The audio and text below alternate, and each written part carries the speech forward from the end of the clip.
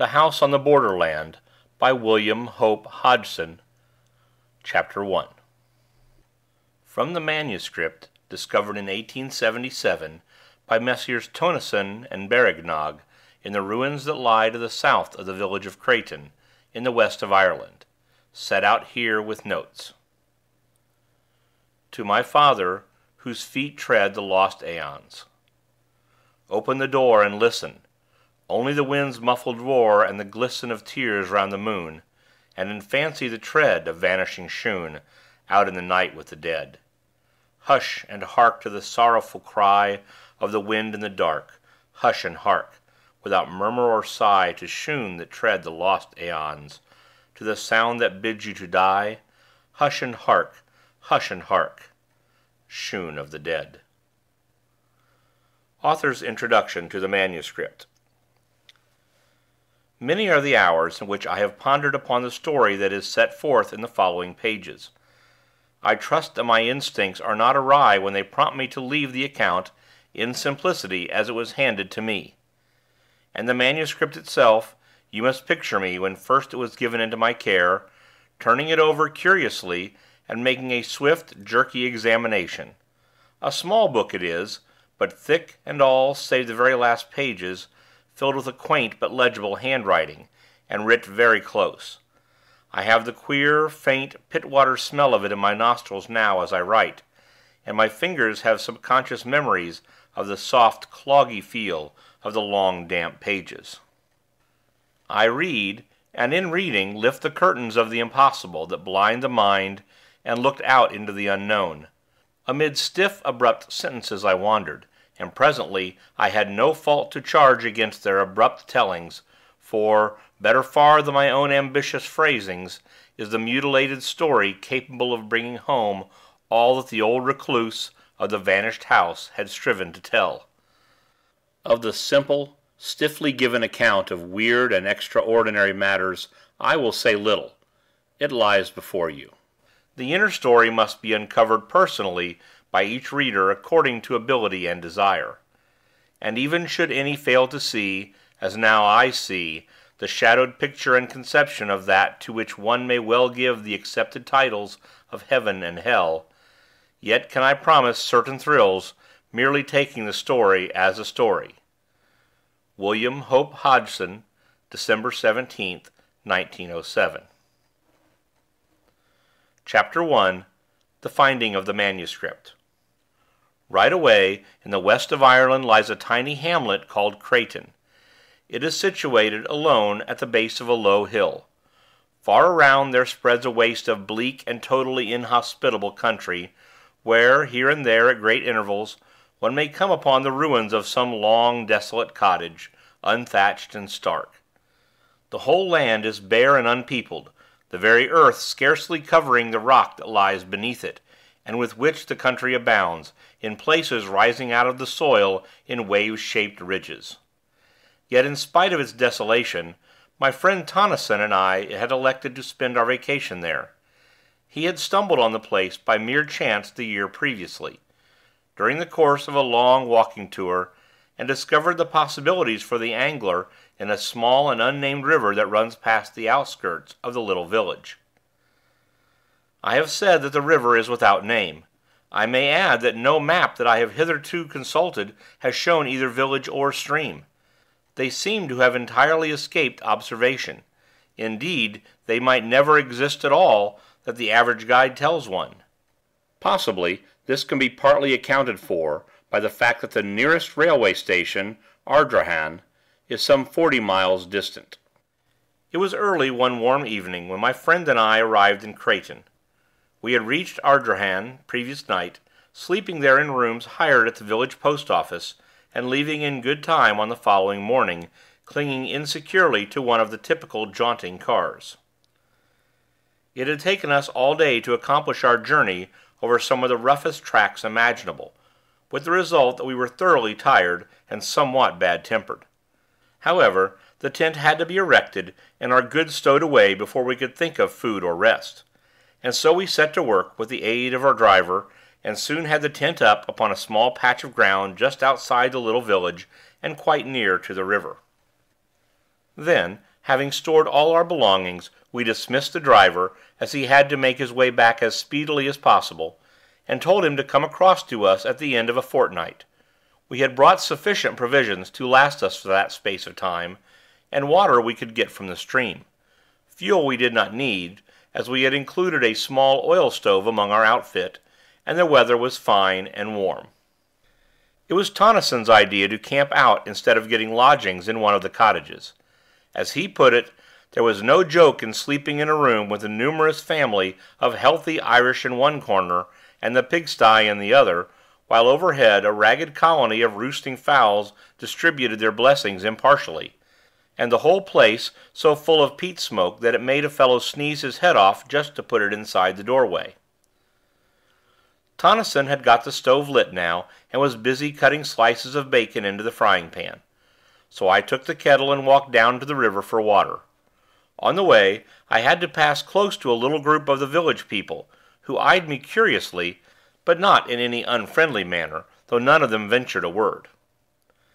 As I returned with my kettle filled, I went up to them, and, after a friendly nod, to which they replied in like manner, I asked them casually about the fishing, but instead of answering, they just shook their heads silently and stared at me.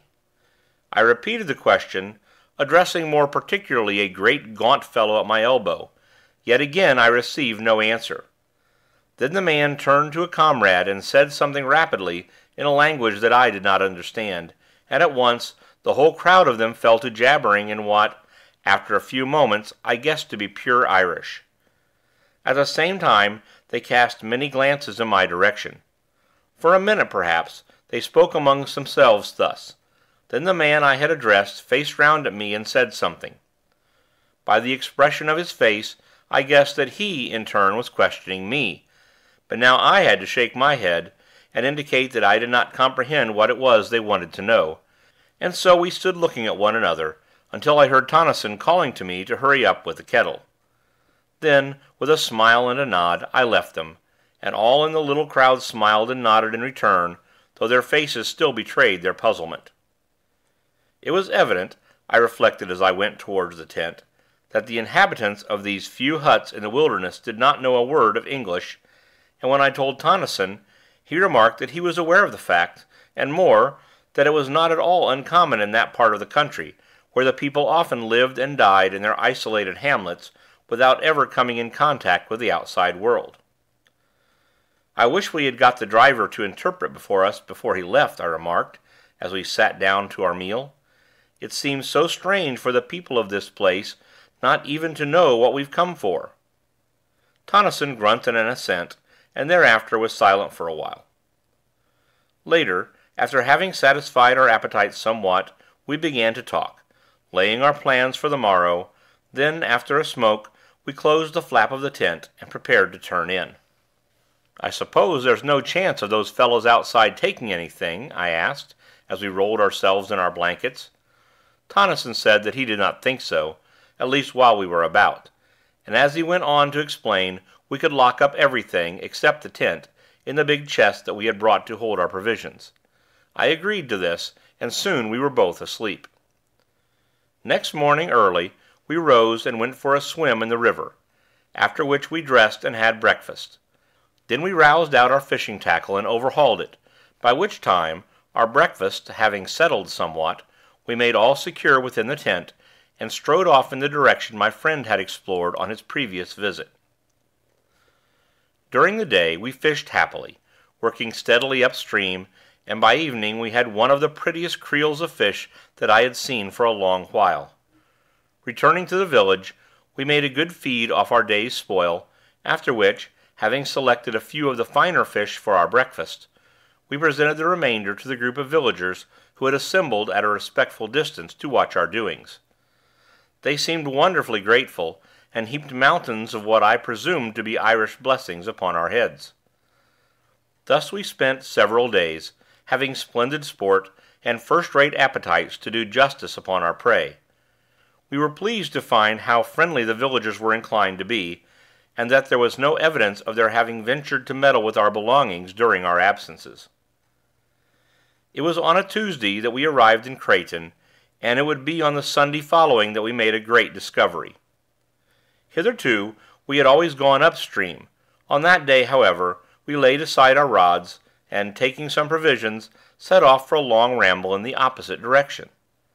The day was warm, and we trudged along leisurely enough, stopping about midday to eat our lunch upon a great flat rock near the river bank.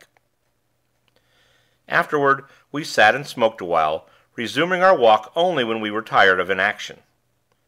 For perhaps another hour we wandered onward, chatting quietly and comfortably on this and that matter, and on several occasions stopping while my companion, who was something of an artist, made rough sketches of striking bits in the wild scenery. And then, without any warning whatsoever, the river we had followed so confidently came to an abrupt end, vanishing into the earth. "Good Lord!" I said. "Who would ever have thought of this?" And I stared in amazement. Then I turned to Tonnison. He was looking, with a blank expression upon his face, at the place where the river disappeared. In a moment he spoke. "Let us go on a bit. It may reappear again. Anyhow, it is worth investigating." I agreed, and we went forward once more, though rather aimlessly, for we were not at all certain in which direction to prosecute our search. For perhaps a mile we moved onward, then Tonnison, who had been gazing about curiously, stopped and shaded his eyes. "See," he said, after a moment, "isn't that mist or something, over there to the right, away in a line with that great piece of rock?" And he indicated with his hand. I stared, and, after a minute, seemed to see something, but could not be certain, and said so. "Anyway," my friend replied, "we'll just go across and have a glance." And he started off in the direction he had suggested, I following. Presently we came among bushes, and, after a time, out upon the top of a high, boulder-strewn bank, from which we looked down into a wilderness of bushes and trees. "Seems as though we had come upon an oasis in this desert of stone," muttered Tonnison, as he gazed interestedly. Then he was silent, his eyes fixed, and I looked also, for up from somewhere about the center of the wooded lowland there rose high into the quiet air a great column of haze-like spray upon which the sun shone, causing innumerable rainbows. "How beautiful!" I exclaimed. "Yes," answered Tonnison, thoughtfully. "There must be a waterfall or something over there. Perhaps it's our river come to light again. Let's go and see." Down the sloping bank we made our way, and entered among the trees and shrubberies. The bushes were matted, and the trees overhung us, so that the place was disagreeably gloomy, though not dark enough to hide from me the fact that many of the trees were fruit trees, and that, here and there, one could trace indistinctly signs of a long-departed cultivation. Thus it came to me that we were making our way through the riot of a great and ancient garden. I said as much to Tonnison, and he agreed that there certainly seemed reasonable grounds for my belief. What a wild place it was, so dismal and somber! Somehow, as we went forward, a sense of the silent loneliness and desertion of the old garden grew upon me, and I felt shivery. One could imagine things lurking among the tangled bushes, while, in the very air of the place, there seemed something uncanny. I think Tonnison was conscious of this also, though he said nothing. Suddenly we came to a halt. Through the trees there had grown upon our ears a distant sound. Tonnison bent forward, listening. I could hear it more plainly now. It was continuous and harsh, a sort of droning roar, seeming to come from far away. I experienced a queer, indescribable little feeling of nervousness. What sort of place was it into which we had got? I looked at my companion to see what he thought of the matter, and noticed that there was only puzzlement in his face. And then, as I watched his features, an expression of comprehension crept over them, and he nodded his head. "That's a waterfall!" he exclaimed, with conviction. "I know the sound now." And he began to push vigorously through the bushes in the direction of the noise. As we went forward, the sound became plainer continually, showing that we were heading straight toward it. Steadily the roaring grew louder and nearer, until it appeared, as I remarked to Tonnison, almost to come from under our feet, and still we were surrounded by the trees and shrubs. "Take care!" Tonnison called to me. "Look where you're going!" And then, suddenly, we came out from among the trees, onto a great open space, where, not 6 paces in front of us, yawned the mouth of a tremendous chasm, from the depths of which the noise appeared to rise, along with the continuous mist-like spray that we had witnessed from the top of the distant bank. For quite a minute we stood in silence, staring in bewilderment at the sight. Then my friend went forward cautiously to the edge of the abyss. I followed, and, together, we looked down through a boil of spray at a monster cataract of frothing water that burst spouting from the side of the chasm nearly 100 feet below. "Good Lord!" said Tonnison.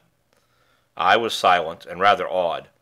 The sight was so unexpectedly grand and eerie, though this latter quality came more upon me later. Presently I looked up and across to the further side of the chasm. There I saw something towering up among the spray. It looked like a fragment of a great ruin, and I touched Tonnison on the shoulder. He glanced round with a start, and I pointed towards the thing. His gaze followed my finger, and his eyes lighted up with a sudden flash of excitement as the object came within his field of view. "Come along!" he shouted above the uproar. "We'll have a look at it.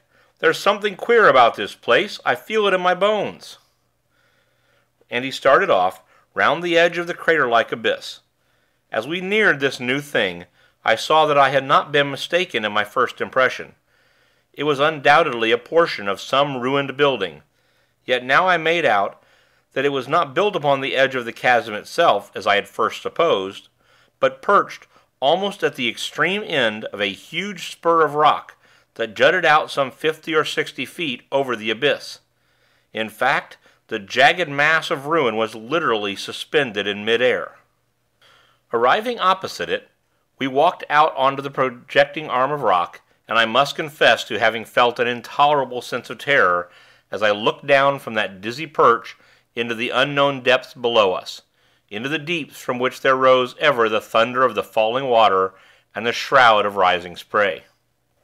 Reaching the ruin, we clambered round it cautiously, and on the further side came upon a mass of fallen stones and rubble. The ruin itself seemed to me, as I proceeded now to examine it minutely, to be a portion of the outer wall of some prodigious structure. It was so thick and substantially built, yet what was it doing in such a position I could by no means conjecture. Where was the rest of the house, or castle, or whatever there had been? I went back to the outer side of the wall, and thence to the edge of the chasm, leaving Tonnison rooting systematically among the heaps of stones and rubbish on the outer side. Then I commenced to examine the surface of the ground near the edge of the abyss, to see whether there were not left other remnants of the building to which the fragment of ruin evidently belonged. But though I scrutinized the earth with the greatest care, I could see no signs of anything to show that there had ever been a building erected on the spot, and I grew more puzzled than ever. Then I heard a cry from Tonnison.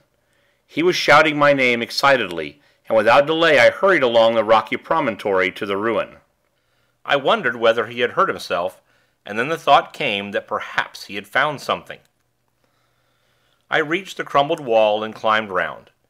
There I found Tonnison standing within a small excavation that he had made among the debris. He was brushing the dirt from something that looked like a book, much crumpled and dilapidated, and opening his mouth every second or two to bellow my name. As soon as he saw that I had come, he handed his prize to me, telling me to put it into my satchel so as to protect it from the damp, while he continued his explorations. This I did, first, however, running the pages through my fingers, and noting that they were closely filled with neat, old-fashioned writing which was quite legible, save in one portion where many of the pages were almost destroyed, being muddied and crumpled, as though the book had been doubled back at that part. This, I found out from Tonnison, was actually as he had discovered it, and the damage was due, probably, to the fall of masonry upon the opened part. Curiously enough, the book was fairly dry, which I attributed to its having been so securely buried among the ruins. Having put the volume away safely, I turned to and gave Tonnison a hand with his self-imposed task of excavating. Yet, though we put in over an hour's hard work, turning over the whole of the upheaped stones and rubbish, we came upon nothing more than some fragments of broken wood that might have been parts of a desk or table, and so we gave up searching, and went back along the rock once more to the safety of the land. The next thing we did was to make a complete tour of the tremendous chasm, which we were able to observe was in the form of an almost perfect circle, save for where the ruin-crowned spur of rock jutted out, spoiling its symmetry. The abyss was, as Tonneson put it, like nothing so much as a gigantic well or pit going sheer down into the bowels of the earth. For some time longer we continued to stare about us, and then, noticing that there was a clear space away to the north of the chasm, we bent our steps in that direction. Here, distant from the mouth of the mighty pit by some hundreds of yards, we came upon a great lake of silent water. Silent, that is, save in one place where there was a continuous bubbling and gurgling. Now, being away from the noise of the spouting cataract, we were able to hear one another speak without having to shout at the tops of our voices, and I asked Tonneson what he thought of the place. I told him that I didn't like it, and the sooner we were out of it the better I should be pleased. He nodded in reply, and glanced at the woods behind furtively. I asked him if he had seen or heard anything. He made no answer, but stood silent as though listening, and I kept quiet also. Suddenly he spoke. "Hark!" he said sharply. I looked at him, and then away among the trees and bushes, holding my breath involuntarily. A minute came and went in strained silence, yet I could hear nothing, and I turned to Tonneson to say as much, and then, even as I opened my lips to speak, there came a strange wailing noise out of the wood on our left. It appeared to float through the trees, and there was a rustle of stirring leaves, and then silence. All at once Tonneson spoke, and put his hand on my shoulder. "Let us get out of here," he said, and began to move slowly toward where the surrounding trees and bushes seemed thinnest. As I followed him, it came to me suddenly that the sun was low, and that there was a raw sense of chilliness in the air. Tonneson said nothing further, but kept on steadily. We were among the trees now, and I glanced around nervously, but saw nothing, save the quiet branches and trunks and the tangled bushes. Onward we went, and no sound broke the silence, except the occasional snapping of a twig under our feet as we moved forward. Yet, in spite of the quietness, I had a horrible feeling that we were not alone, and I kept so close to Tonneson that twice I kicked his heels clumsily, though he said nothing. A minute, and then another, and we reached the confines of the woods, coming out at last upon the bare rockiness of the countryside. Only then was I able to shake off the haunting dread that had followed me among the trees. Once, as we moved away, there seemed to come again a distant sound of wailing, and I said to myself that it was the wind, yet the evening was breathless. Presently Tonneson began to talk. "Look you," he said with decision, "I would not spend the night in that place for all the wealth the world holds. There is something unholy, diabolical about it. It came to me all in a moment just after you spoke. It seemed to me that the woods were full of vile things, you know." "Yes," I answered, and looked back towards the place, but it was hidden from us by a rise in the ground. "There's the book," I said, and I put my hand into the satchel. "You've got it safely?" he questioned, with a sudden access of anxiety. "Yes," I replied. "Perhaps," he continued, "we shall learn something from it when we get back to the tent. We had better hurry, too. We're a long way off still, and I don't fancy now being caught out here in the dark." It was 2 hours later when we reached the tent, and without delay we set to work to prepare a meal, for we had eaten nothing since our lunch at midday. Supper over, we cleared the things out of the way and lit our pipes. Then Tonneson asked me to get the manuscript out of my satchel. This I did, and then, as we could not both read from it at the same time, he suggested that I should read the thing loud. "And mind," he cautioned, knowing my propensities, "don't go skipping half the book." Yet, had he but known what it contained, he would have realized how needless such advice was, for once at least. And there, seated in the opening of our little tent, I began the strange tale of the house on the Borderland, for such was the title of the manuscript. This is told in the following pages. End of Chapter 1. Recording by Alan Winterrowd. Boomcoach.blogspot.com. The House on the Borderland by William Hope Hodgson. Chapter 2. The Plain of Silence. I am an old man. I live here in this ancient house, surrounded by huge, unkempt gardens. The peasantry, who inhabit the wilderness beyond, say that I am mad. That is because I will have nothing to do with them. I live here alone with my old sister, who is also my housekeeper. We keep no servants. I hate them. I have one friend, a dog. Yes, I would sooner have old Pepper than the rest of creation together. He at least understands me, and has sense enough to leave me alone when I am in my dark moods. I have decided to start a kind of diary.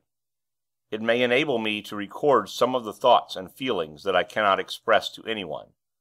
But beyond this, I am anxious to make some record of the strange things that I have heard and seen during many years of loneliness in this weird old building.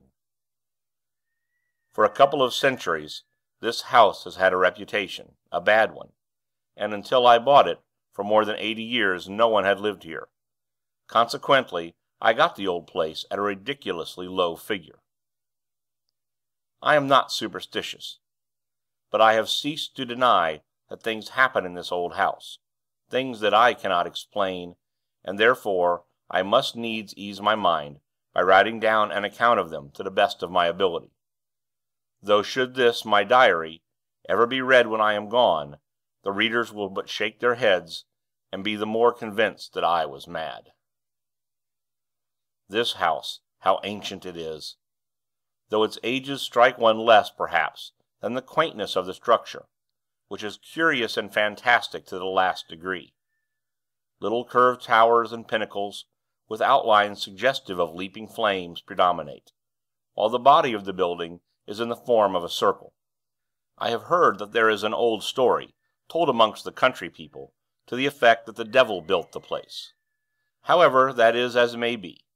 True or not, I neither know nor care, save as it may have helped to cheapen it ere I came. I must have been here some 10 years before I saw sufficient to warrant any belief in the stories current in the neighborhood about this house.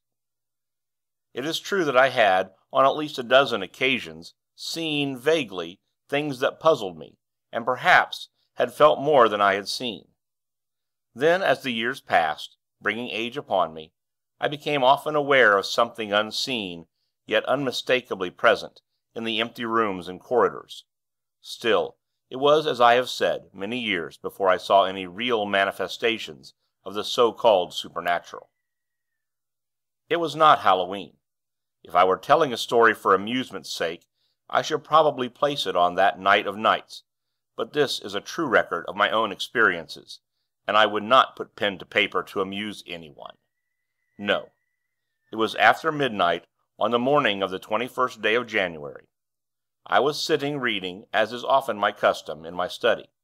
Pepper lay sleeping near my chair. Without warning, the flames of the 2 candles went low, and then shone with a ghastly green effulgence.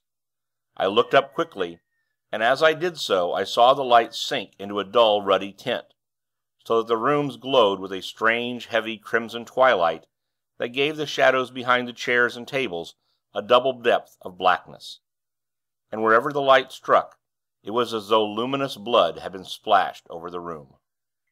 Down on the floor I heard a faint, frightened whimper, and something pressed itself in between my 2 feet. It was Pepper, cowering under my dressing-gown. Pepper, usually as brave as a lion. It was this movement of the dog's, I think, that gave me the first twinge of real fear. I had been considerably startled when the lights burnt first green and then red, but had been momentarily under the impression that the change was due to some influx of noxious gas into the room. Now, however, I saw that it was not so, for the candles burned with a steady flame, and showed no signs of going out, as would have been the case had the change been due to fumes in the atmosphere. I did not move. I felt distinctly frightened, but could think of nothing better to do than wait. For perhaps a minute I kept my glance about the room nervously. Then I noticed that the lights had commenced to sink very slowly, until presently they showed minute specks of red fire, like the gleamings of rubies in the darkness. Still I sat watching, while a sort of dreamy indifference seemed to steal over me, banishing altogether the fear that had begun to grip me. Away in the far end of the old-fashioned room, I became conscious of a faint glow. Steadily it grew, filling the room with gleams of quivering green light. Then they sank quickly and changed, even as the candle flames had done, into a deep, somber crimson that strengthened and lit up the room with a flood of awful glory. The light came from the end wall, and grew ever brighter until its intolerable glare caused my eyes acute pain, and involuntarily I closed them. It may have been a few seconds before I was able to open them. The first thing I noticed was that the light had decreased greatly, so that it no longer tried my eyes. Then, as it grew still duller, I was aware, all at once, that, instead of looking at the redness, I was staring through it, and through the wall beyond. Gradually, as I became more accustomed to the idea, I realized that I was looking out onto a vast plain, lit with the same gloomy twilight that pervaded the room. The immensity of this plain scarcely can be conceived. In no part could I perceive its confines. It seemed to broaden and spread out, so that the eye failed to perceive any limitations. Slowly the details of the nearer portions began to grow clear. Then, in a moment almost, the light died away, and the vision, if vision it were, faded and was gone. Suddenly, I became conscious that I was no longer in the chair. Instead, I seemed to be hovering above it, and looking down at a dim something huddled and silent. In a little while, a cold blast struck me, and I was outside in the night, floating, like a bubble, up through the darkness. As I moved, an icy coldness seemed to enfold me, so that I shivered. After a time, I looked to right and left, and saw the intolerable blackness of the night, pierced by remote gleams of fire. Onward, outward I drove. Once I glanced behind and saw the earth, a small crescent of blue light, receding away to my left.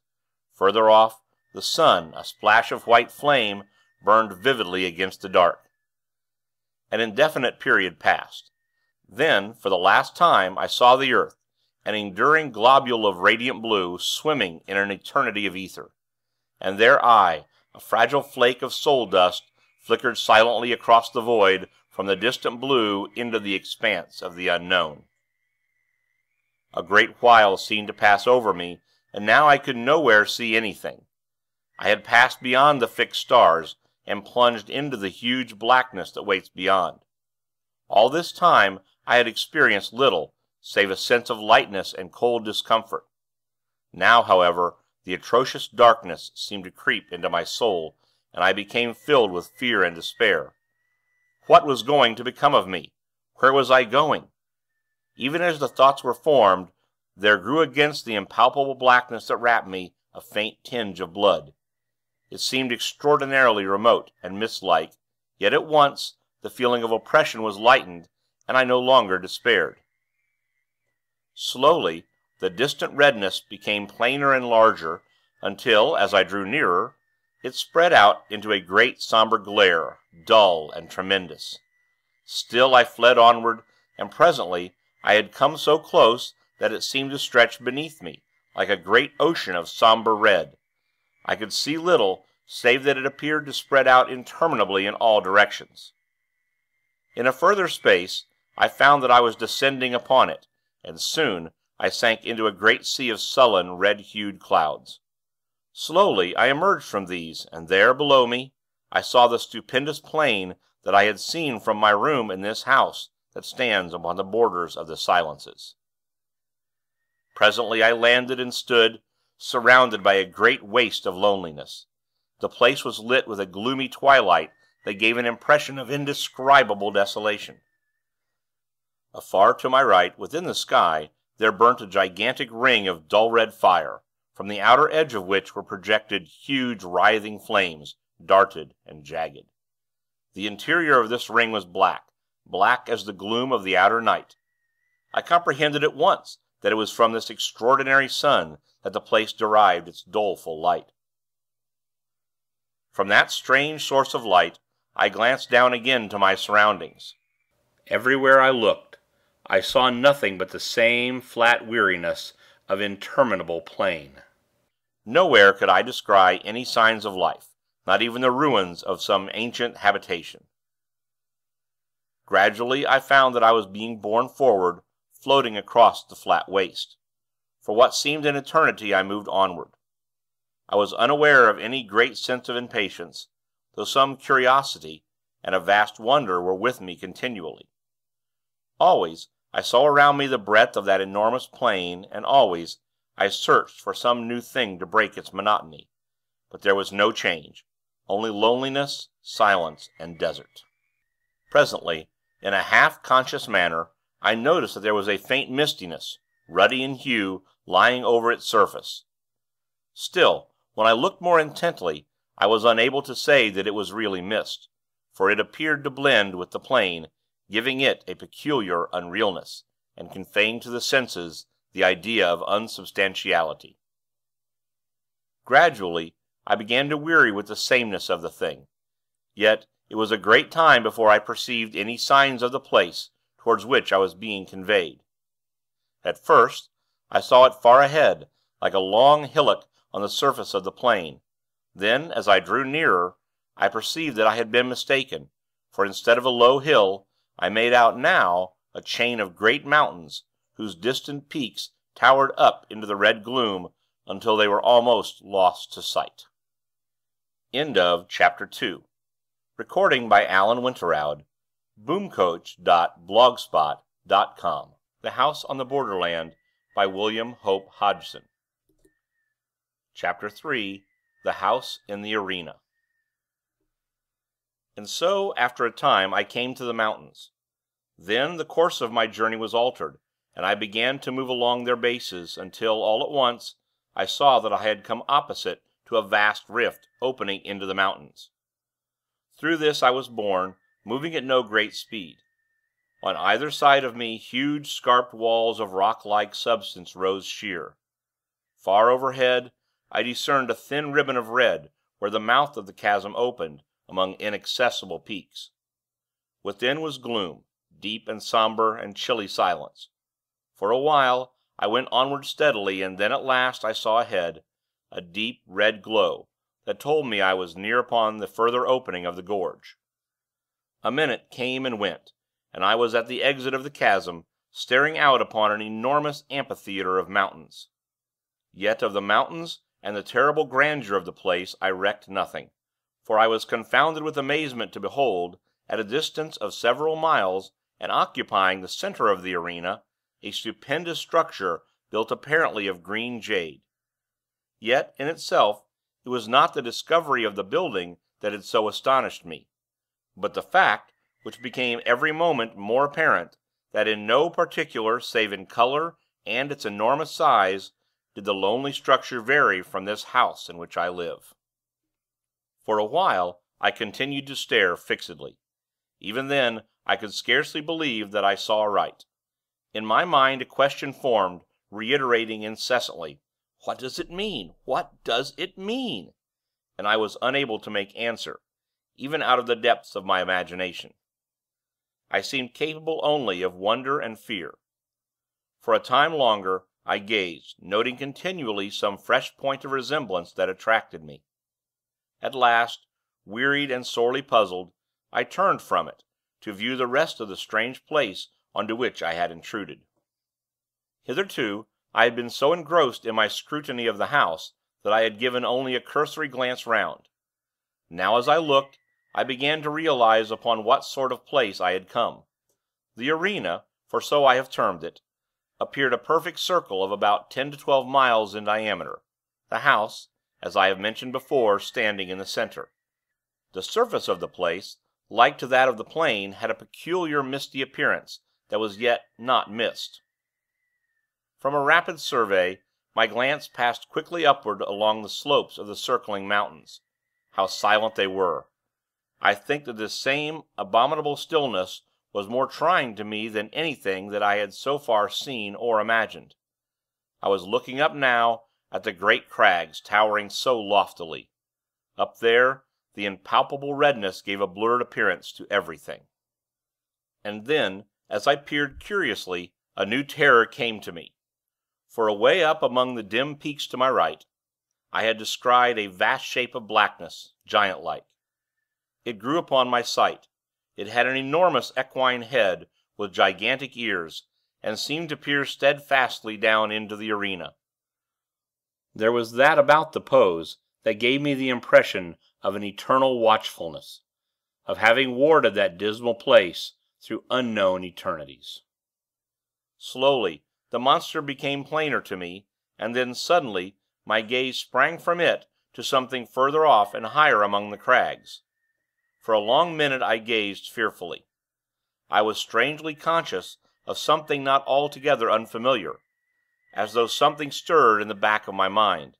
The thing was black, and had 4 grotesque arms. The features showed indistinctly. Round the neck I made out several light-colored objects. Slowly the details came to me, and I realized, coldly, that they were skulls. Further down the body was another circling belt, showing less dark against the black trunk. Then, even as I puzzled to know what the thing was, a memory slid into my mind, and straightway I knew that I was looking at a monstrous representation of Kali, the Hindu goddess of death. Other remembrances of my old student days drifted into my thoughts. My glance fell back upon the huge beast-headed thing. Simultaneously, I recognized it for the ancient Egyptian god Set, or Seth, the destroyer of souls. With the knowledge, there came a great sweep of questioning. 2 of the... I stopped, and endeavored to think. Things beyond my imagination peered into my frightened mind. I saw obscurely... the old gods of mythology? I tried to comprehend to what it was all pointing. My gaze dwelt flickeringly between the 2.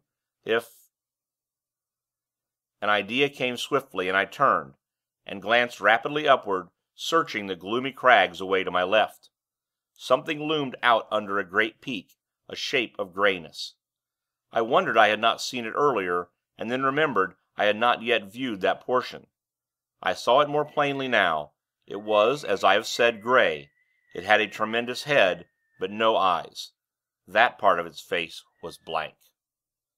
Now I saw that there were other things up among the mountains. Further off, reclining on a lofty ledge, I made out a livid mass, irregular and ghoulish. It seemed without form, save for an unclean, half-animal face that looked out, vilely, from somewhere about its middle. And then I saw others. There were hundreds of them. They seemed to grow out of the shadows. Several I recognized almost immediately as mythological deities. Others were strange to me, utterly strange, beyond the power of a human mind to conceive.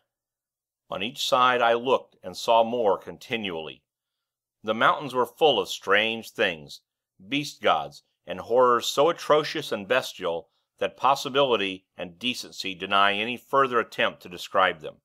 And I was filled with a terrible sense of overwhelming horror and fear and repugnance, yet in spite of these, I wondered exceedingly. Was there then, after all, something in the whole heathen worship, something more than the mere deifying of men and animals and elements? The thought gripped me. Was there? Later a question repeated itself. What were they, those beast gods and the others? At first, they had appeared to me just sculptured monsters placed indiscriminately among the inaccessible peaks and precipices of the surrounding mountains. Now, as I scrutinized them with greater intentness, my mind began to reach out to fresh conclusions. There was something about them, an indescribable sort of silent vitality that suggested, to my broadening consciousness, a state of life in death. A something that was by no means life as we understand it, but rather an inhuman form of existence that well might be likened to a deathless trance, a condition in which it was possible to imagine their continuing eternally. Immortal.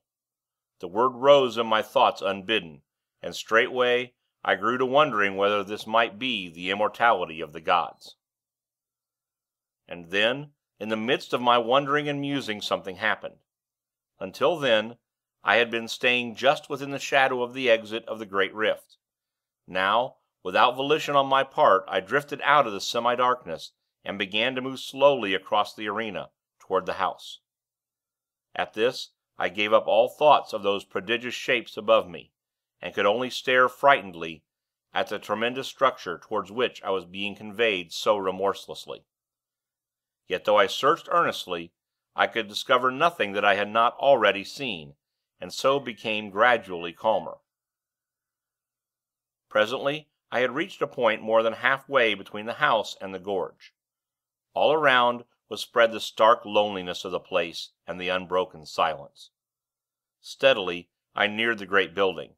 Then all at once something caught my vision, something that came round one of the huge buttresses of the house, and so into full view. It was a gigantic thing, and moved with a curious lope, going almost upright after the manner of a man.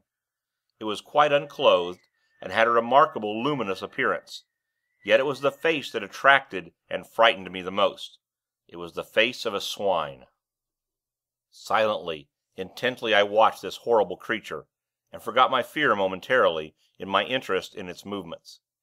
It was making its way cumbrously round the building, stopping as it came to each window to peer in and shake at the bars, with which, as in this house, they were protected; and whenever it came to a door, it would push at it, fingering the fastening stealthily. Evidently it was searching for an ingress into the house. I had now come to within less than a quarter of a mile of the great structure, and still I was compelled forward. Abruptly the thing turned and gazed hideously in my direction. It opened its mouth, and for the first time the stillness of that abominable place was broken by a deep, booming note that sent an added thrill of apprehension through me. Then immediately I became aware that it was coming toward me, swiftly and silently. In an instant it had covered half the distance that lay between, and still I was borne helplessly to meet it. Only 100 yards, and the brutish ferocity of the giant face numbed me with a feeling of unmitigated horror. I could have screamed, in the supremeness of my fear, and then, in the very moment of my extremity and despair, I became conscious that I was looking down upon the arena from a rapidly increasing height. I was rising. In an inconceivably short while, I had reached an altitude of many hundred feet. Beneath me, the spot that I had just left was occupied by the foul swine creature. It had gone down on all fours, and was snuffling and rooting like a veritable hog at the surface of the arena. A moment, and it rose to its feet, clutching upward with an expression of desire upon its face such as I have never seen in this world. Continually I mounted higher. A few minutes it seemed, and I had risen above the great mountains, floating alone afar in the redness. At a tremendous distance below, the arena showed dimly, with the mighty house looking no larger than a tiny spot of green. The swine thing was no longer visible. Presently I passed over the mountains, out above the huge breadth of the plain. Far away on its surface, in the direction of the ring-shaped sun, there showed a confused blur. I looked toward it, indifferently. It reminded me somewhat of the first glimpse I had caught of the mountain amphitheater. With a sense of weariness, I glanced upward at the immense ring of fire. What a strange thing it was! Then, as I stared, out from the dark center there spurted a sudden flare of extraordinary vivid fire. Compared with the size of the black center, it was as naught, yet in itself stupendous. With awakened interest, I watched it carefully, noting its strange boiling and glowing. Then in a moment the whole thing grew dim and unreal, and so passed out of sight. Much amazed, I glanced down to the plain from which I was still rising. Thus I received a fresh surprise. The plain, everything, had vanished, and only a sea of red mist was spread far below me. Gradually, as I stared, this grew remote, and died away into a dim far mystery of red against an unfathomable night. A while, and even this had gone, and I was wrapped in an impalpable, lightless gloom. End of Chapter 3. Recording by Alan Winterrowd. boomcoach.blogspot.com. The House on the Borderland by William Hope Hodgson. Chapter 4. The Earth.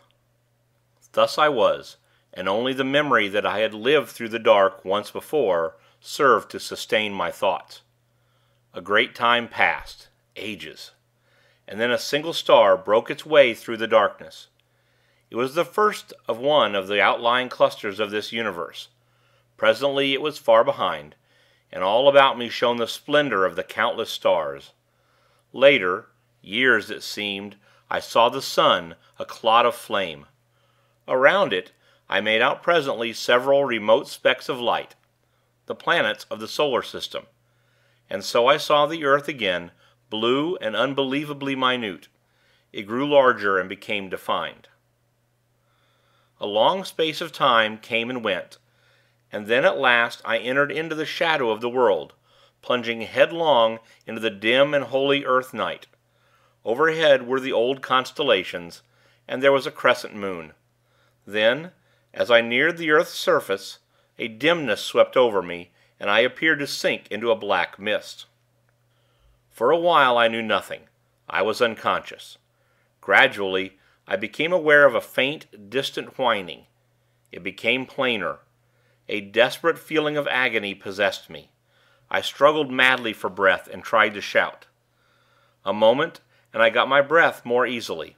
I was conscious that something was licking my hand. Something damp swept across my face. I heard a panting, and then again the whining. It seemed to come to my ears now with a sense of familiarity, and I opened my eyes. All was dark, but the feeling of oppression had left me. I was seated, and something was whining piteously, and licking me. I felt strangely confused, and instinctively tried to ward off the thing that licked. My head was curiously vacant, and for the moment I seemed incapable of action or thought. Then things came back to me, and I called "Pepper," faintly. I was answered by a joyful bark, and renewed and frantic caresses. In a little while I felt stronger, and put out my hand for the matches. I groped about for a few moments blindly. Then my hands lit upon them, and I struck a light, and looked confusedly around. All about me I saw the old familiar things. And there I sat, full of dazed wonders, until the flame of the match burnt my finger, and I dropped it, while a hasty expression of pain and anger escaped my lips, surprising me with the sound of my own voice. After a moment I struck another match, and, stumbling across the room, lit the candles. As I did so, I observed that they had not burned away, but had been put out. As the flame shot up, I turned, and stared about the study, yet there was nothing unusual to see, and suddenly a gust of irritation took me. What had happened? I held my head with both hands, and tried to remember. Ah, the great silent plain, and the ring-shaped sun of red fire. Where were they? Where had I seen them? How long ago? I felt dazed and muddled. Once or twice I walked up and down the room unsteadily. My memory seemed dulled, and already the thing I had witnessed came back to me with an effort. I have a remembrance of cursing, peevishly, in my bewilderment. Suddenly, I turned faint and giddy, and had to grasp at the table for support. During a few moments, I held on weakly, and then managed to totter sideways into a chair. After a little time, I felt somewhat better, and succeeded in reaching the cupboard where, usually, I keep brandy and biscuits. I poured myself out a little of the stimulant, and drank it off. Then, taking a handful of biscuits, I returned to my chair, and began to devour them ravenously. I was vaguely surprised at my hunger. I felt as though I had eaten nothing for an uncountably long while. As I ate, my glance roved about the room, taking in its various details, and still searching, though almost unconsciously, for something tangible on which to take hold amongst the invisible mysteries that encompassed me. Surely, I thought, there must be something. And, in the same instant, my gaze dwelt upon the face of the clock in the opposite corner. Therewith I stopped eating, and just stared. For though its ticking indicated most certainly that it was still going, the hands were pointing to a little before the hour of midnight, whereas it was, as well I knew, considerably after that time when I had witnessed the first of the strange happenings I have just described. For perhaps a moment, I was astounded and puzzled.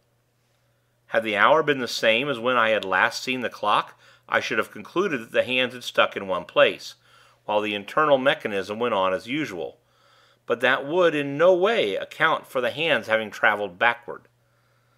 Then, even as I turned the matter over in my wearied brain, the thought flashed upon me that it was now close upon the morning of the 22nd, and that I had been unconscious to the visible world through the greater portion of the last 24 hours.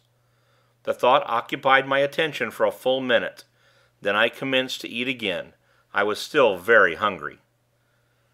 During breakfast next morning, I inquired casually of my sister regarding the date, and found my surmise correct.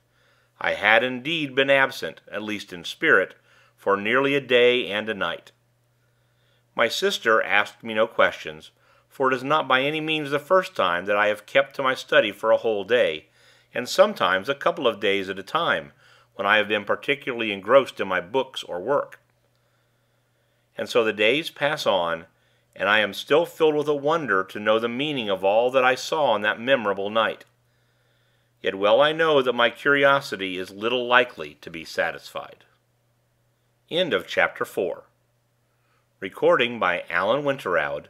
Boomcoach.blogspot.com. The House on the Borderland by William Hope Hodgson. Chapter 5. The Thing in the Pit. This house is, as I have said before, surrounded by a huge estate, and wild and uncultivated gardens.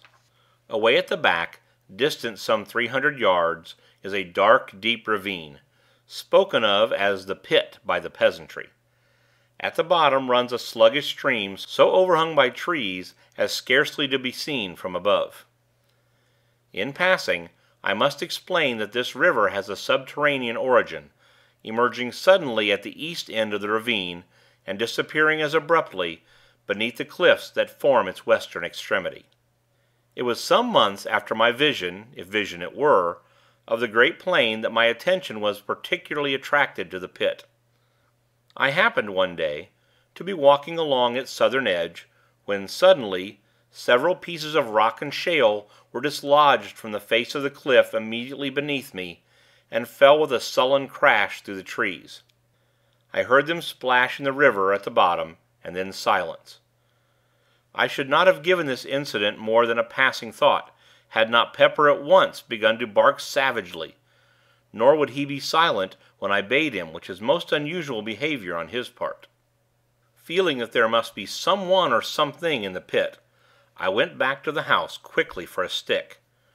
When I returned, Pepper had ceased his barks, and was growling and smelling uneasily along the top. Whistling to him to follow me, I started to descend cautiously. The depth to the bottom of the Pit must be about 150 feet, and some time, as well as considerable care, was expended before we reached the bottom in safety. Once down, Pepper and I started to explore among the banks of the river. It was very dark there due to the overhanging trees, and I moved warily, keeping my glance about me, and my stick ready. Pepper was quiet now, and kept close to me all the time.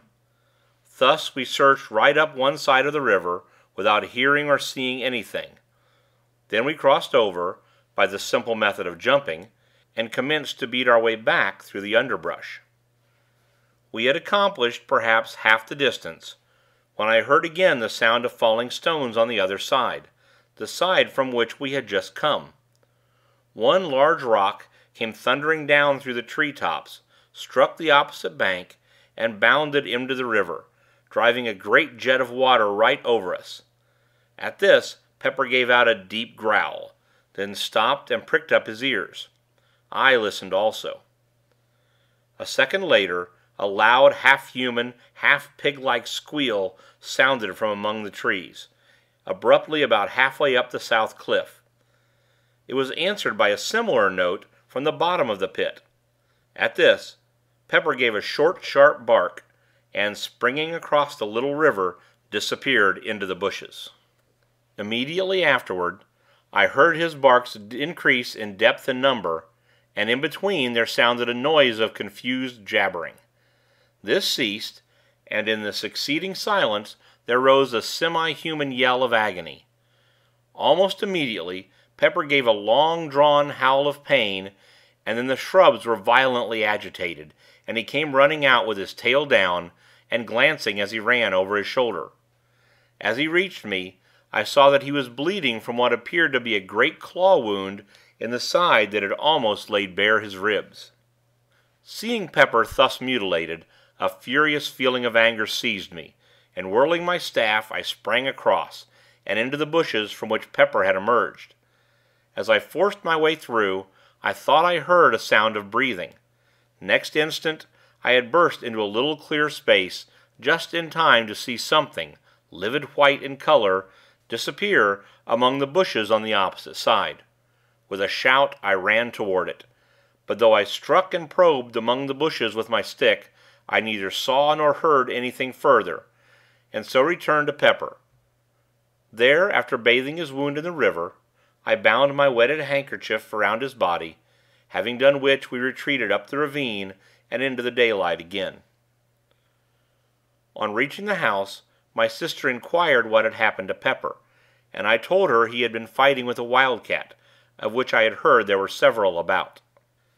I knew it would be better not to tell her how it had really happened, though to be sure I scarcely knew myself, but this I did know, that the thing I had seen run into the bushes was no wildcat. It was much too big, and had, so far as I had observed, a skin like a hog's, only of a dead, unhealthy white color. And then it had run upright, or nearly so, upon its hind feet, with a motion somewhat resembling that of a human being. This much I had noticed in my brief glimpse, and, truth to tell, I felt a good deal of uneasiness, besides curiosity, as I turned the matter over in my mind. It was in the morning that the above incident had occurred. Then, it would be after dinner, as I sat reading, that, happening to look up suddenly, I saw something peering in over the window ledge, the eyes and ears alone showing. "A pig, by Jove!" I said, and rose to my feet. Thus I saw the thing more completely, but it was no pig. God alone knows what it was. It reminded me vaguely of the hideous thing that had haunted the great arena. It had a grotesquely human mouth and jaw, but with no chin of which to speak. The nose was prolonged into a snout. Thus it was that, with the little eyes and queer ears, gave it such an extraordinarily swine-like appearance. Of forehead there was little, and the whole face was of an unwholesome white color. For perhaps a minute I stood looking at the thing with an ever-growing feeling of disgust, and some fear. The mouth kept jabbering inanely, and once emitted a half-swinish grunt. I think it was the eyes that attracted me the most. They seemed to glow at times, with a horribly human intelligence, and kept flickering away from my face, over the details of the room, as though my stare disturbed it. It appeared to be supporting itself by two claw-like hands upon the window-sill. These claws, unlike the face, were of a clayey brown hue, and bore an indistinct resemblance to human hands, in that they had 4 fingers and a thumb, though these were webbed up to the first joint, much as are a duck's. Nails it had also, but so long and powerful that they were more like the talons of an eagle than aught else. As I have said before, I felt some fear, though almost of an impersonal kind. I may explain my feeling better by saying that it was more a sensation of abhorrence, such as one might expect to feel if brought into contact with something superhumanly foul, something unholy, belonging to some hitherto undreamt of state of existence. I cannot say that I grasped these various details of the brood at the time. I think they seemed to come back to me, afterward, as though imprinted upon my brain. I imagined more than I saw as I looked at the thing, and the material details grew upon me later. For perhaps a minute I stared at the creature. Then, as my nerves steadied a little, I shook off the vague alarm that held me, and took a step toward the window. Even as I did so, the thing ducked and vanished. I rushed to the door, and looked round hurriedly, but only the tangled bushes and shrubs met my gaze. I ran back into the house, and getting my gun, sallied out to search through the gardens. As I went, I asked myself whether the thing I had just seen was likely to be the same of which I had caught a glimpse in the morning. I inclined to think it was. I would have taken Pepper with me, but judged it better to give his wound a chance to heal. Besides, if the creature I had just seen was, as I imagined, his antagonist of the morning, it was not likely that he would be of much use. I began my search systematically. I was determined, if it were possible, to find and put an end to that swine thing. This was, at least, a material horror. At first, I searched cautiously, with the thought of Pepper's wound in my mind. But as the hours passed, and not a sign of anything living showed in the great lonely gardens, I became less apprehensive. I felt almost as though I would welcome the sight of it. Anything seemed better than this silence, with the ever-present feeling that the creature might be lurking in every bush I passed. Later I grew careless of danger, to the extent of plunging right through the bushes, probing with my gun barrel as I went. At times I shouted, but only the echoes answered back. I thought thus perhaps to frighten or stir the creature to showing itself, but only succeeded in bringing my sister Mary out, to know what was the matter. I told her that I had seen the wildcat that had wounded Pepper, and that I was trying to hunt it out of the bushes. She seemed only half satisfied, and went back into the house, with an expression of doubt upon her face. I wondered whether she had seen or guessed anything. For the rest of the afternoon, I prosecuted the search anxiously. I felt that I should be unable to sleep with that bestial thing haunting the shrubberies, and yet when evening fell I had seen nothing. Then, as I turned homeward, I heard a short, unintelligible noise among the bushes to my right. Instantly I turned, and aiming quickly, fired in the direction of the sound. Immediately afterward, I heard something scuttling away among the bushes. It moved rapidly, and in a minute had gone out of hearing. After a few steps, I ceased my pursuit, realizing how futile it must be in the fast-gathering gloom, and so, with a curious feeling of depression, I entered the house. That night, after my sister had gone to bed, I went round to all the windows and doors on the ground floor, and saw to it that they were securely fastened. This precaution was scarcely necessary as regards the windows, as all of those on the lower story are strongly barred; but with the doors, of which there were 5, it was wisely thought, as not one was locked. Having secured these, I went to my study; yet, somehow, for once, the place jarred upon me, it seemed so huge and echoey. For some time I tried to read, but at last, finding it impossible, I carried my book down to the kitchen, where a large fire was burning, and sat there. I dare say I had read for a couple of hours, when suddenly I heard a sound that made me lower my book and listen intently. It was a noise of something rubbing and fumbling against the back door. Once the door creaked loudly, as though force were being applied to it. During those few short moments I experienced an indescribable feeling of terror, such as I should have believed impossible. My hand shook, a cold sweat broke out on me, and I shivered violently. Gradually I calmed; the stealthy movements outside had ceased. Then for an hour I sat silent and watchful. All at once the feeling of fear took me again. I felt as I imagine an animal must under the eye of a snake. Yet now I could hear nothing. Still, there was no doubting that some unexplained influence was at work. Gradually, imperceptibly almost, something stole on my ear, a sound that resolved itself into a faint murmur. Quickly it developed and grew into a muffled but hideous chorus of bestial shrieks. It appeared to rise from the bowels of the earth. I heard a thud, and realized in a dull, half-comprehending way that I had dropped my book. After that I just sat, and thus the daylight found me, when it crept wanly in through the barred, high windows of the great kitchen.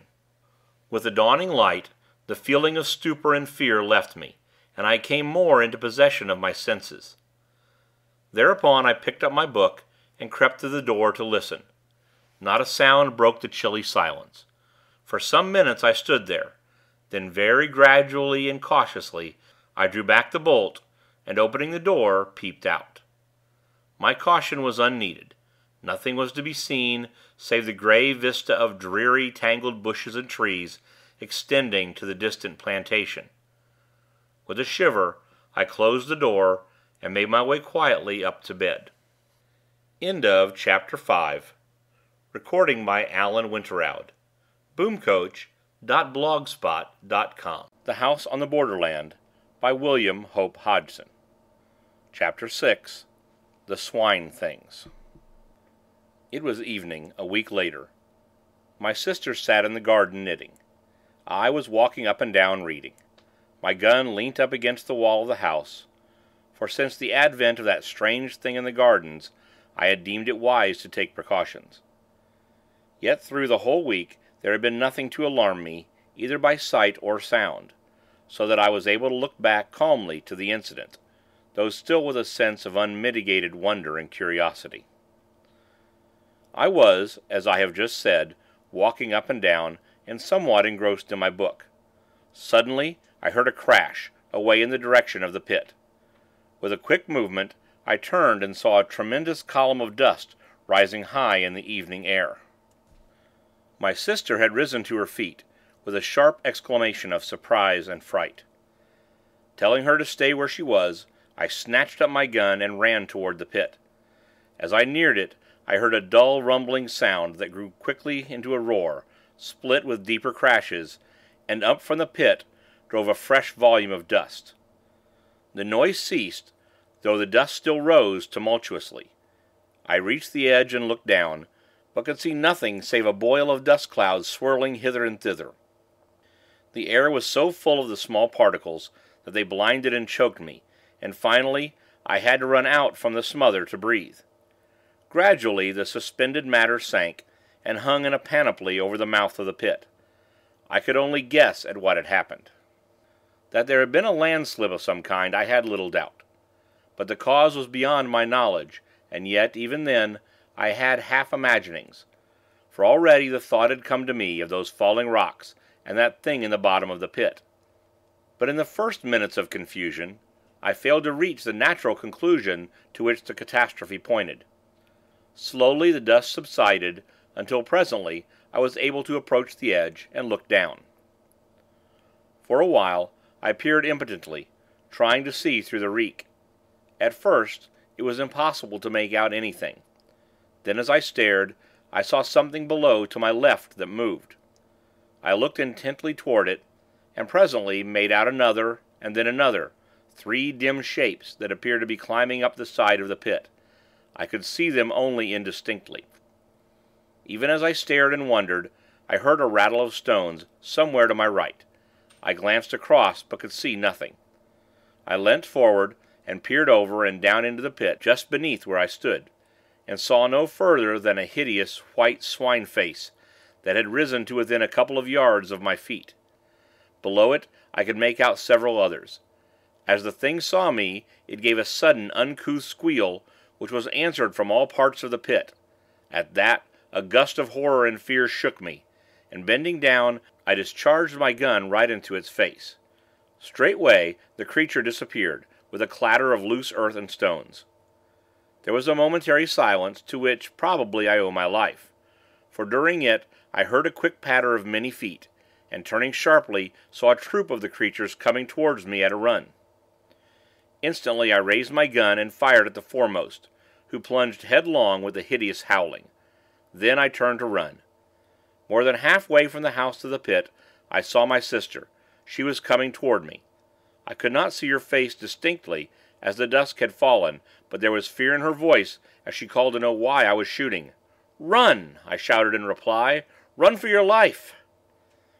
Without more ado, she turned and fled, picking up her skirts with both hands. As I followed, I gave a glance behind. The brutes were running on their hind legs, at times dropping on all fours.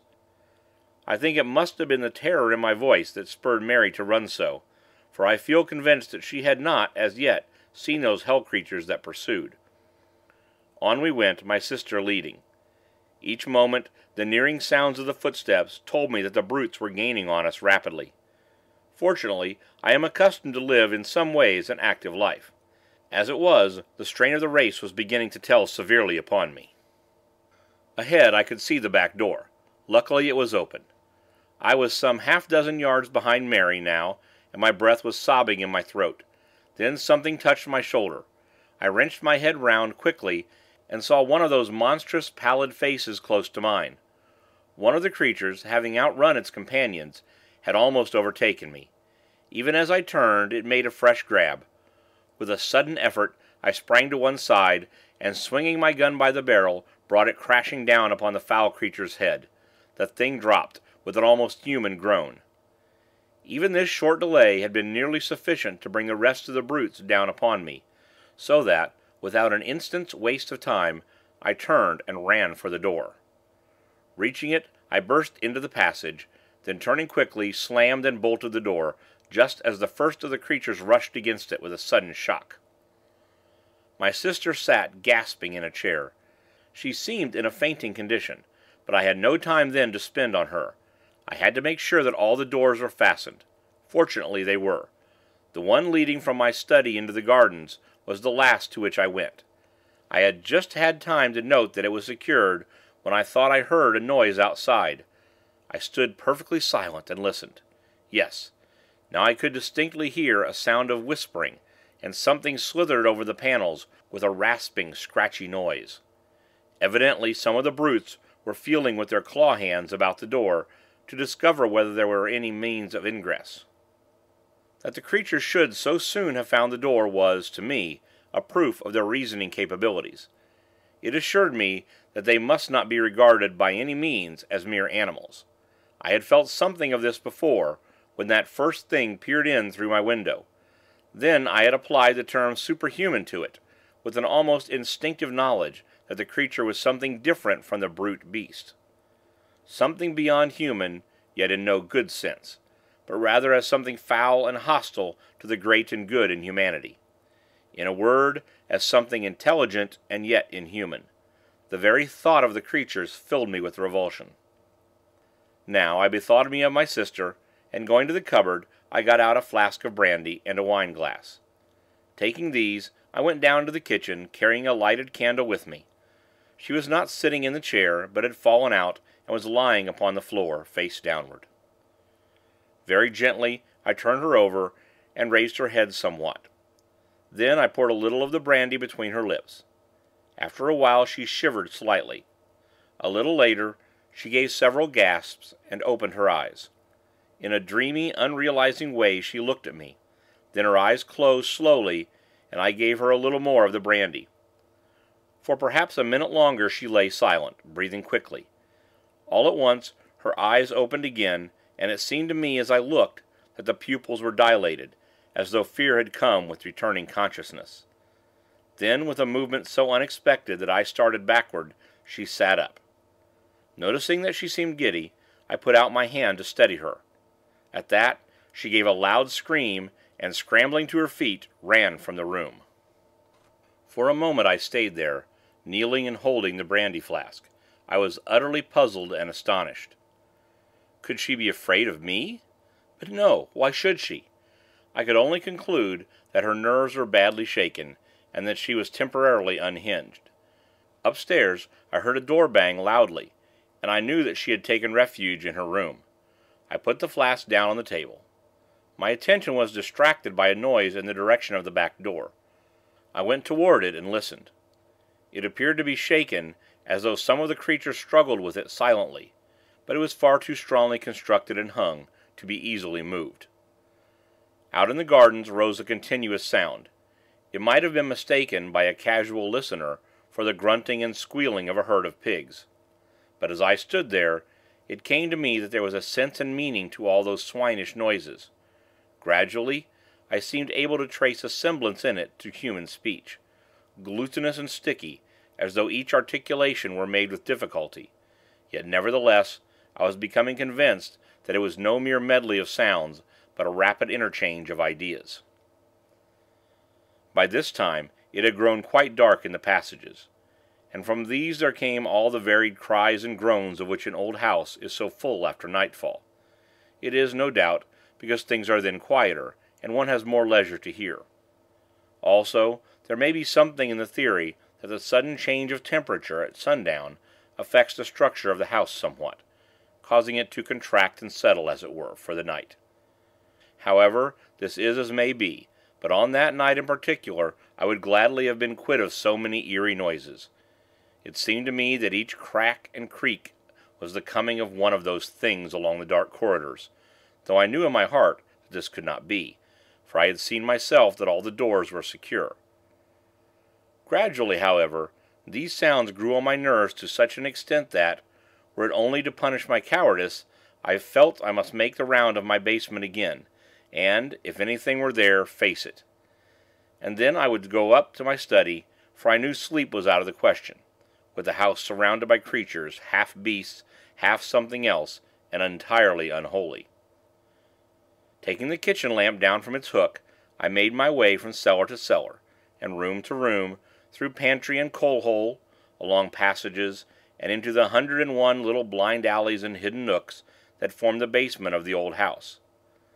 Then, when I knew I had been in every corner and cranny large enough to conceal aught of any size, I made my way to the stairs. With my foot on the first step, I paused. It seemed to me I heard a movement, apparently from the buttery, which is to the left of the staircase. It had been one of the first places I searched, and yet I felt certain my ears had not deceived me. My nerves were strung now, and with hardly any hesitation I stepped up to the door, holding the lamp above my head. In a glance I saw that the place was empty, save for the heavy stone slabs, supported by brick pillars, and I was about to leave it, convinced that I had been mistaken, when in turning my light was flashed back from two bright spots outside the window and high up.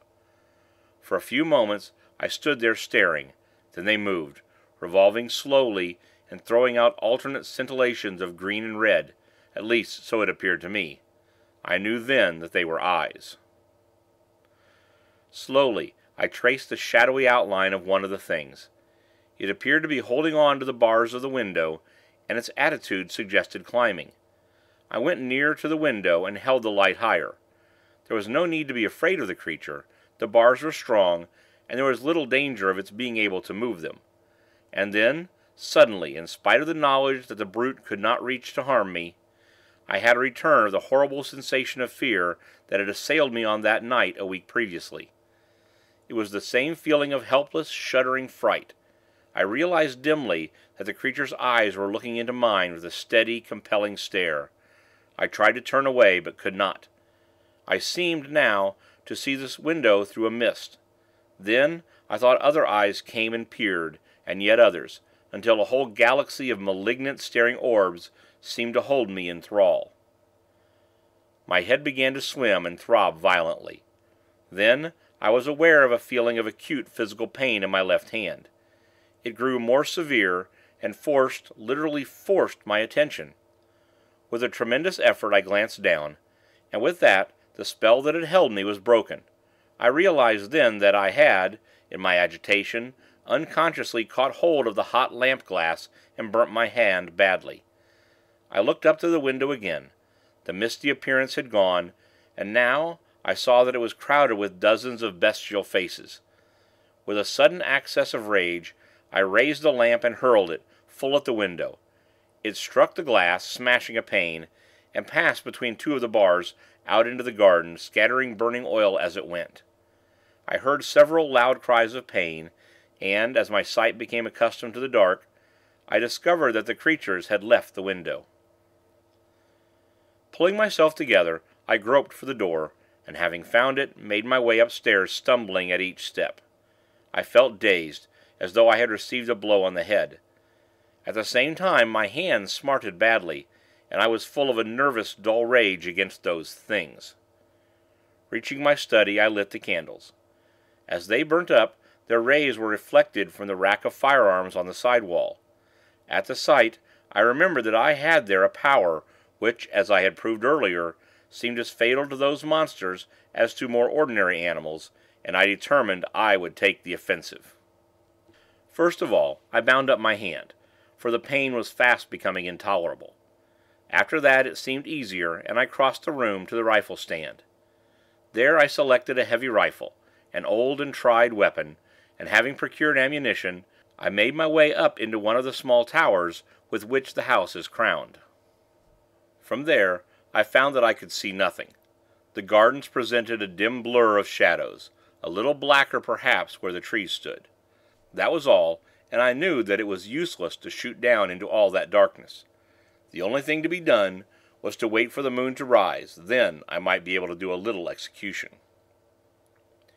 In the meantime, I sat still and kept my ears open. The gardens were comparatively quiet now, and only an occasional grunt or squeal came up to me. I did not like this silence. It made me wonder on what devilry the creatures were bent. Twice I left the tower and took a walk through the house, but everything was silent.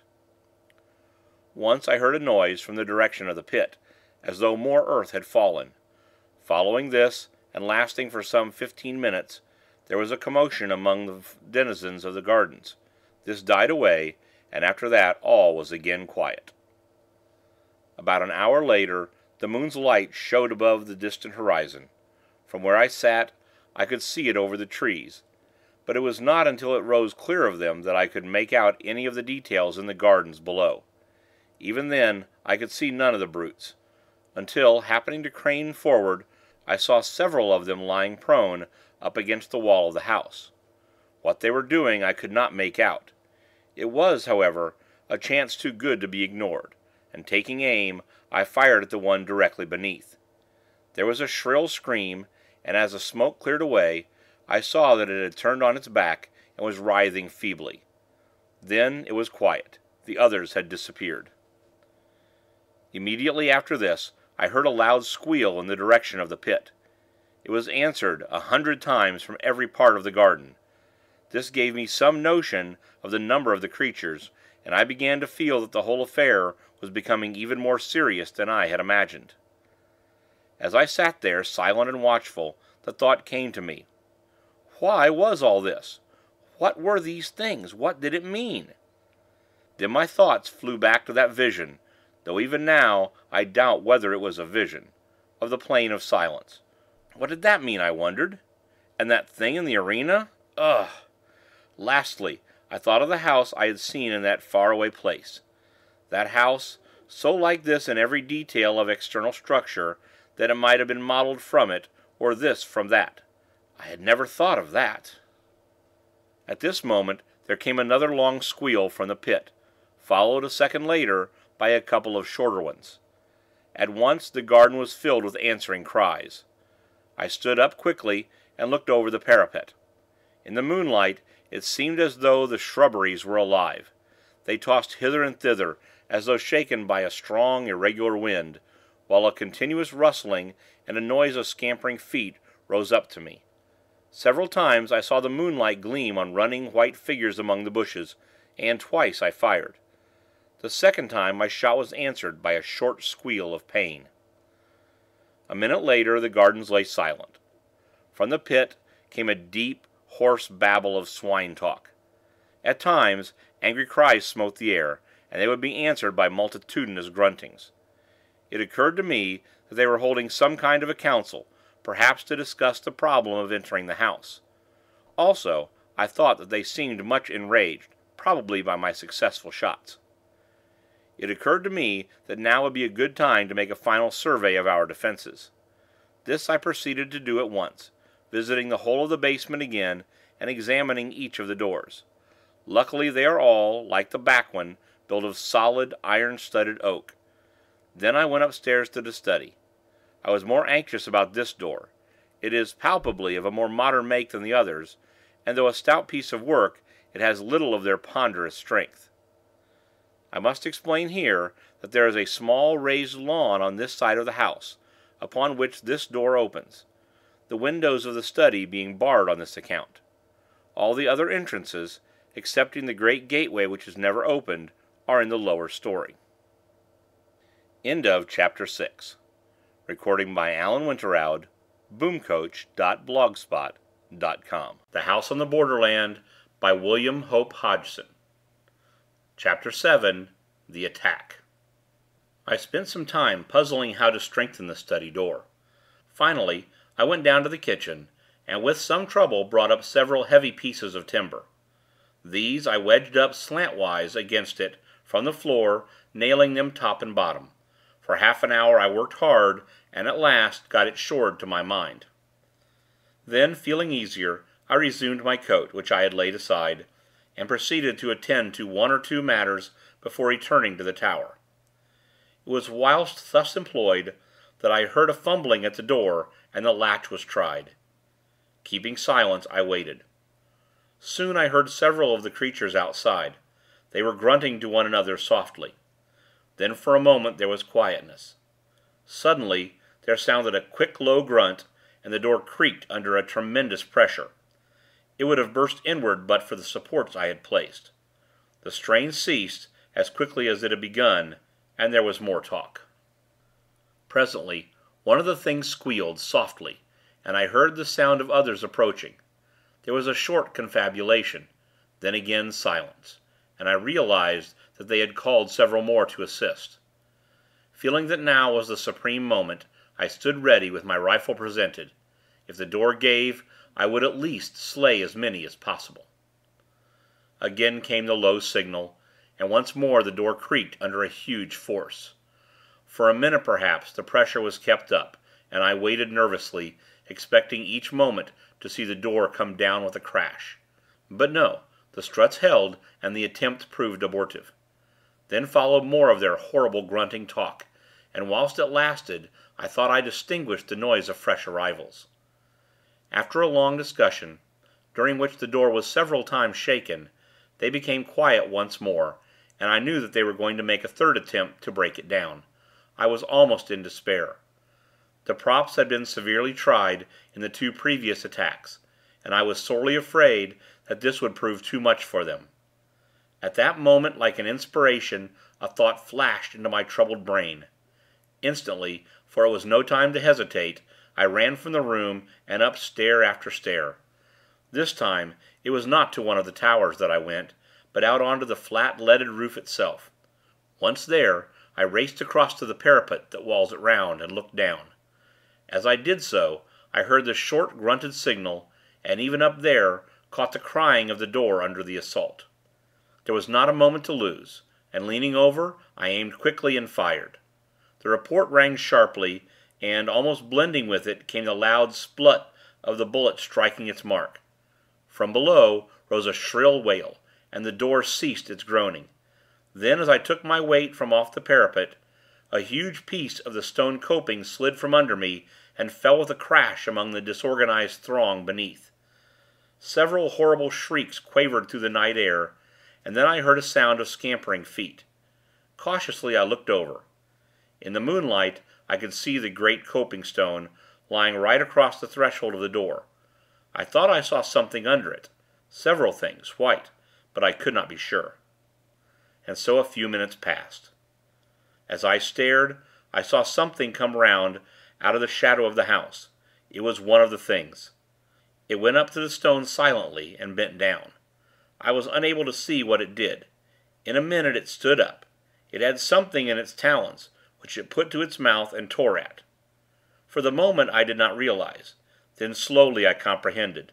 The thing was stooping again. It was horrible. I started to load my rifle. When I looked again, the monster was tugging at the stone, moving it to one side. I leant the rifle on the coping, and pulled the trigger. The brute collapsed, on its face, and kicked slightly. Simultaneously, almost, with the report, I heard another sound, that of breaking glass. Waiting only to recharge my weapon, I ran from the roof, and down the first 2 flights of stairs. Here I paused to listen. As I did so, there came another tinkle of falling glass. It appeared to come from the floor below.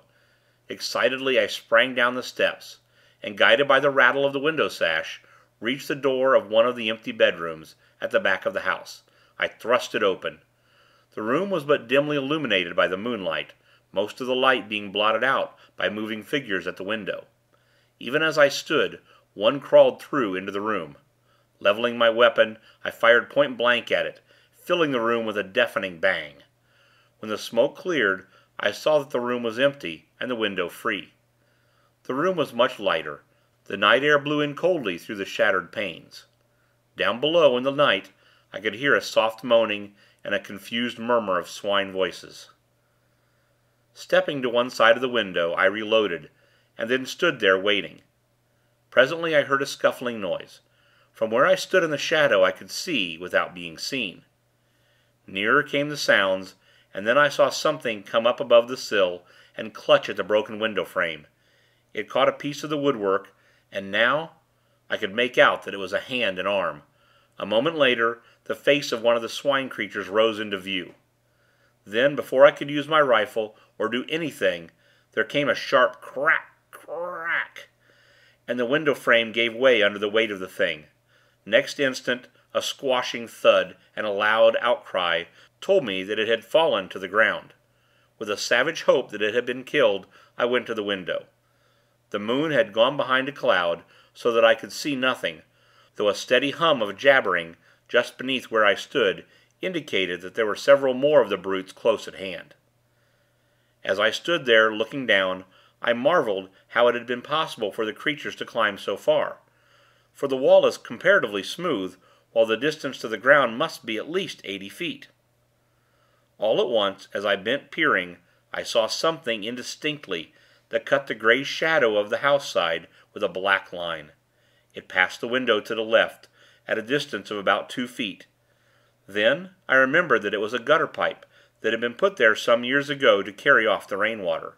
I had forgotten about it. I could see now how the creatures had managed to reach the window. Even as the solution came to me, I heard a faint slithering, scratching noise, and knew that another of the brutes was coming. I waited some odd moments, then leant out of the window and felt the pipe. To my delight, I found that it was quite loose, and I managed, using the rifle barrel as a crowbar, to lever it out from the wall. I worked quickly. Then, taking hold with both hands, I wrenched the whole concern away and hurled it down, with the thing still clinging to it, into the garden. For a few minutes longer, I waited there, listening. But after the first general outcry, I heard nothing. I knew now there was no more reason to fear an attack from this quarter. I had removed the only means of reaching the window, and, as none of the other windows had any adjacent water pipes to tempt the climbing powers of the monsters, I began to feel more confident of escaping their clutches. Leaving the room, I made my way down to the study. I was anxious to see how the door had withstood the test of that last assault. Entering, I lit 2 of the candles, and then turned to the door. One of the large props had been displaced, and on that side the door had been forced inward some 6 inches. It was providential that I had managed to drive the brutes away just when I did.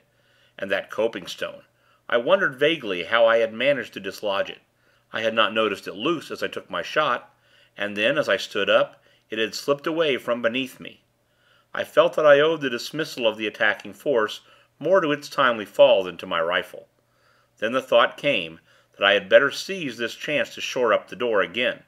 It was evident that the creatures had not returned since the fall of the coping stone, but who was to say how long they would keep away? There and then, I set to at repairing the door, working hard and anxiously. First I went down to the basement, and rummaging round, found several pieces of heavy oak planking. With these, I returned to the study, and having removed the props, placed the planks up against the door. Then, I nailed the heads of the struts to these, and driving them well home at the bottoms, nailed them again there. Thus I made the door stronger than ever, for now it was solid with the backing of boards, and would, I felt convinced, stand a heavier pressure than hitherto, without giving away. After that, I lit the lamp which I had brought from the kitchen, and went down to have a look at the lower windows. Now that I had seen an instance of the strength the creatures possessed, I felt considerable anxiety about the windows on the ground floor, in spite of the fact that they were so strongly barred. I went first to the buttery, having a vivid remembrance of my last adventure there. The place was chilly, and the wind, sighing in through the broken glass, produced an eerie note. Apart from the general air of dismalness, the place was as I had left it on the night before. Going up to the window, I examined the bars closely, noting as I did so their comfortable thickness. Still, as I looked more intently, it seemed to me that the middle bar was bent slightly from the straight. Yet it was but trifling, and it might have been so for years. I had never before noticed them particularly. I put my hand through the broken window, and shook the bar. It was as firm as a rock. Perhaps the creatures had tried to start it, and, finding it beyond their power, ceased from the effort. After that, I went round to each of the windows in turn, examining them with careful attention, but nowhere else could I trace anything to show that there had been any tampering.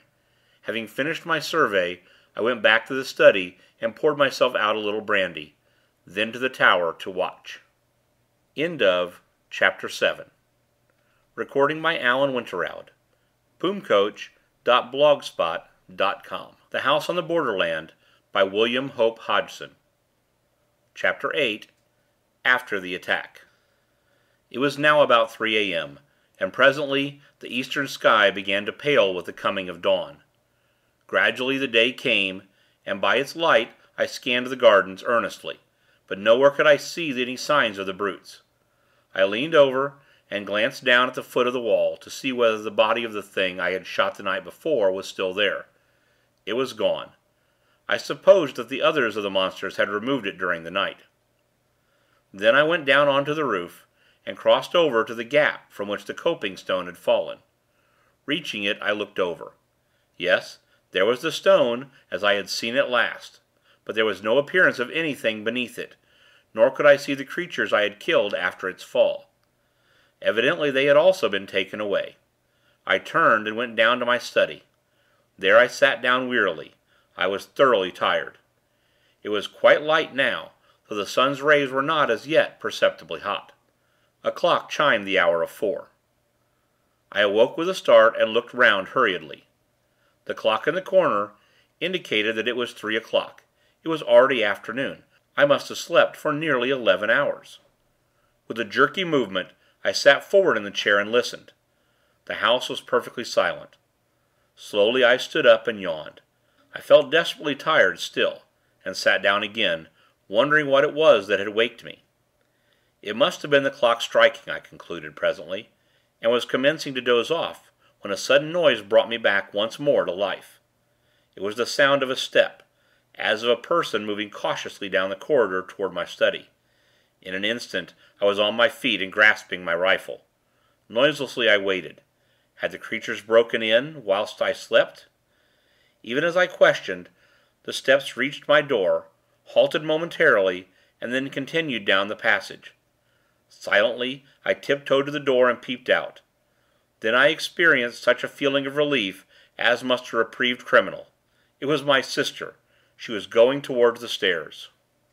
I stepped into the hall, and was about to call her, when it occurred to me that it was very queer she should have crept past my door in that stealthy manner. I was puzzled, and for one brief moment the thought occupied my mind that it was not she, but some fresh mystery of the house. Then, as I caught a glimpse of her old petticoat, the thought passed as quickly as it had come, and I half laughed. There could be no mistaking that ancient garment.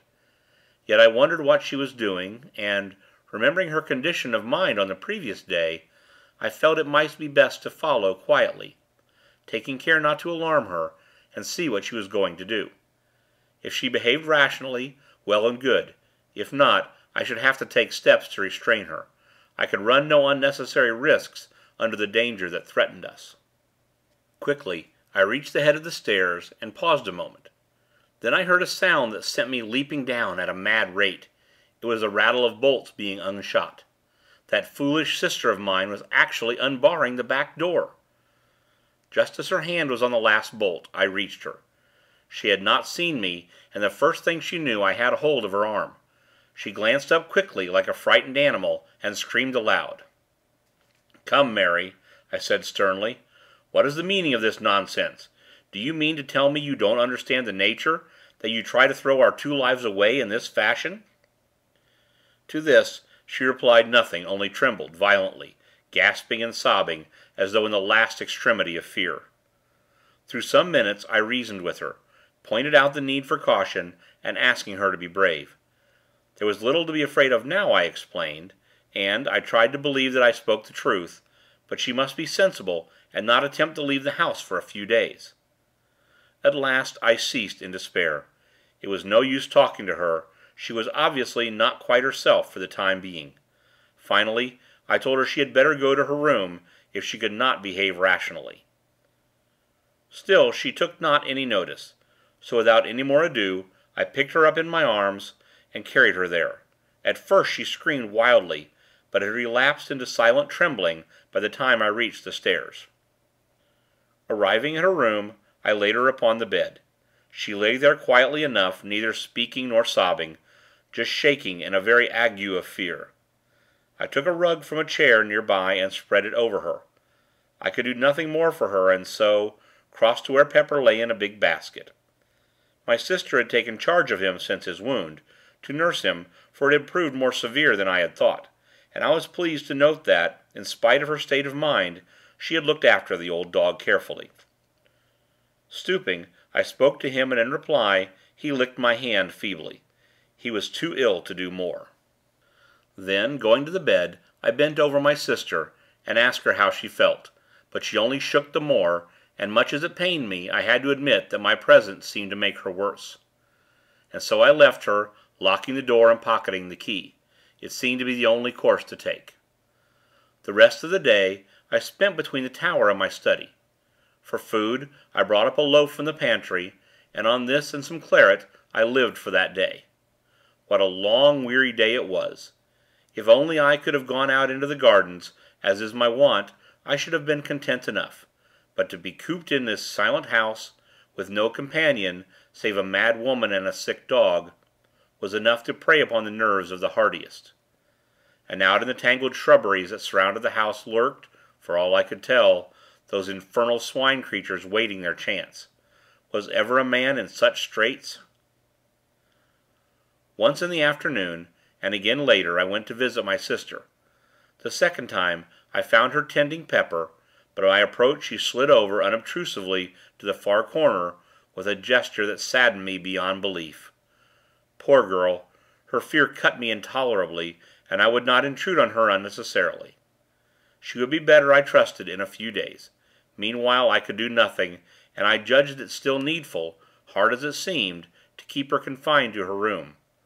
One thing there was that I took for encouragement: she had eaten some of the food I had taken to her on my first visit. And so the day passed. As the evening drew on, the air grew chilly, and I began to make preparations for passing a second night in the tower, taking up 2 additional rifles, and a heavy ulster.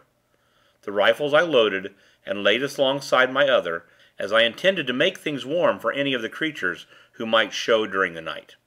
I had plenty of ammunition, and I thought to give the brutes such a lesson as should show them the uselessness of attempting to force an entrance. After that, I made the round of the house again, paying particular attention to the props that supported the study door. Then, feeling that I had done all that lay in my power to ensure our safety, I returned to the tower, calling in on my sister and Pepper for a final visit on the way. Pepper was asleep, but woke as I entered, and wagged his tail in recognition. I thought he seemed slightly better. My sister was lying on the bed, though whether asleep or not I was unable to tell, and thus I left them. Reaching the tower, I made myself as comfortable as circumstances would permit, and settled down to watch through the night. Gradually darkness fell, and soon the details of the gardens were merged into shadows. During the first few hours I sat alert, listening for any sound that might help to tell me if anything were stirring down below. It was far too dark for my eyes to be of much use. Slowly the hours passed without anything unusual happening, and the moon rose, showing the gardens apparently empty and silent, and so through the night without disturbance or sound. Toward morning I began to grow stiff and cold with my long vigil. Also, I was getting very uneasy concerning the continued quietness on the part of the creatures. I mistrusted it, and would sooner far have had them attack the house openly. Then, at least, I should have known my danger, and been able to meet it. But to wait like this, through a whole night, picturing all kinds of unknown devilment, was to jeopardize one's sanity. Once or twice, the thought came to me that perhaps they had gone, but in my heart I found it impossible to believe that it was so. Chapter 8